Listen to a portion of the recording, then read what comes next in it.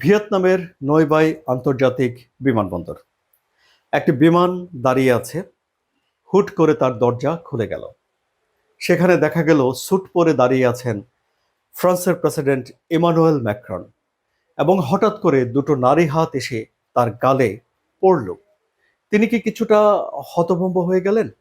তারপর তিনি নিজেকে সামলে নিলেন স্মার্টলি, এবং এই খোলা দরজা দিয়ে তাকিয়ে সাংবাদিকদের উদ্দেশ্যে তিনি হাত নাড়লেন। কিন্তু হাত নাড়ার আগেই এই দৃশ্য ক্যামেরাবন্দি হয়ে পড়ল এবং মুহূর্তে পুরো বিশ্বে ছড়িয়ে পড়ল। দুটো বিষয় এই দৃশ্যকে ঘিরে বলা হলো। একটি হলো যে ইমানুয়েল ম্যাক্রন কি তাহলে তার স্ত্রীর হাতের চপেটাঘাত খেয়েছেন, মানে তার স্ত্রী কি তাকে থাপ্পড় মেরেছেন। আবার ম্যাক্রনের পক্ষ থেকে বলা হয়েছে যে না, বিষয়টা আসলে চপেটাঘাত নয় বা থাপ্পড় দেয়া নয়, এটি তারা সব তখন খুনসুটি করছিলেন, আন্তরিক মুহূর্তে ছিলেন, এবং সেটি প্রকাশ হয়ে পড়েছে।